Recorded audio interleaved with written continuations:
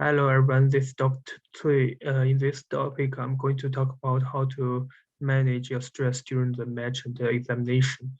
So I believe everyone has heard that a lot of RMGs committed suicide during preparing the USME exams and during match seasons and after they get the bad result. So for example, in 2019, an international old MG committed suicide at home after knowing that he failed the step 2 key. And another example is the last year some MG in the program they that's VOG2 doctors and has a lot of stress in their life and also committed suicide, which is so bad.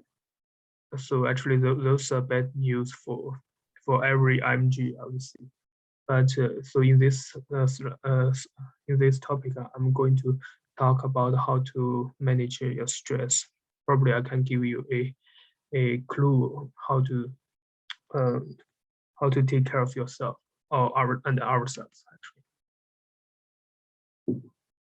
So first we need to know where our stress from. So most stress from these reasons variable of the result of exams and also worry about the consequences if not get matched and also worry about the wasting of time and money and for all of those bad things if we cannot get matched and also the pressure from families, especially parents, wives, kids, and sometimes so because we need to spend a lot of time prepare for the exams and prepare for out of application materials during the match.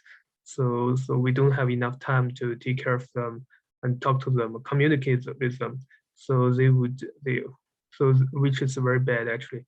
And so families, those people, I mean, sometimes they want to trust us. So then there will be a lot of quarrel in the families. So the pressure definitely will come from there.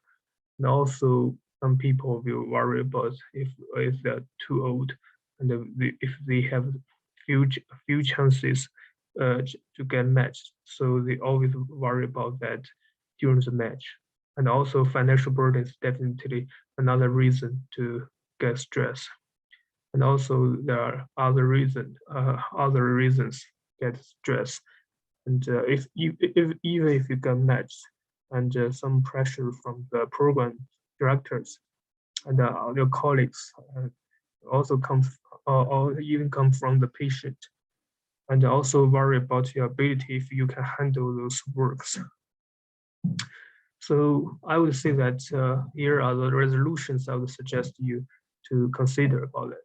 First, I would say that focus on what you're doing. So ignore those bad consequences. Just concentrate on what you are currently doing. So ignore those bad things. And the second one is do efficient sport every day, like running. Um, I know some people like swimming or other sports, but swimming needs some time to change clothes. Cause I'm a lazy guy, so I would like to just do something very efficiently, just like running. So after running like 20 to 30 minutes, I can refresh myself, re-energize myself, and which is very helpful. And also it's good for for your health and control your body weight and blah blah. So a lot of benefit after running, I would say. So definitely I would suggest that running as a first choice for the sport. And also take 1 day or a week for the rest. You can do hiking, barbecue with families. So it's very important to do that because you need some time to communicate with your families to get their support for what you're doing. So you need to talk to them. Communicate is very important, and treat your families like the patient. You know that during the interview, some interviewer will ask you if a patient gets upset, how can you handle this? Definitely the best answer I would say is communication. You need to know why they get upset, or what's the reason for that. So as long as you solve the reason, you find out the reason, solve the problem, so the patient will be reassured. So the same thing as our families, we need to take some time to communicate with them, to talk to them, to let them know what you are doing and get their support.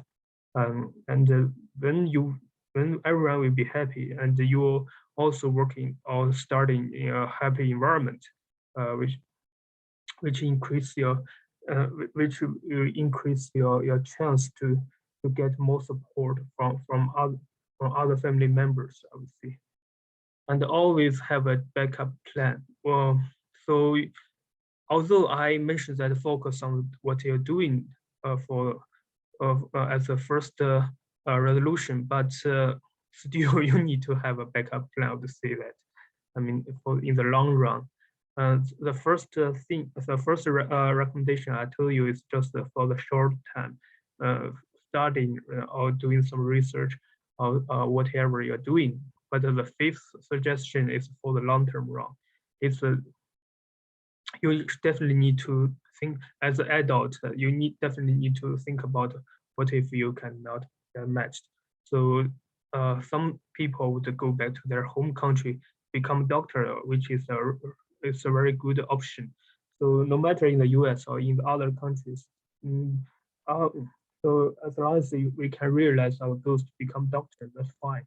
While some people just want to stay in the U.S., apply for the physician assistant or register or become a registered nurse to work in the clinic and then to build a connection, finally get matched. So that's another way to solve this problem. And also that's a good option actually as a backup plan. And if you're still young and rich, you can continue getting more USC if you wish, and increase your chance to get matched in next season.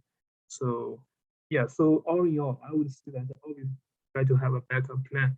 Don't just put every eggs in one basket.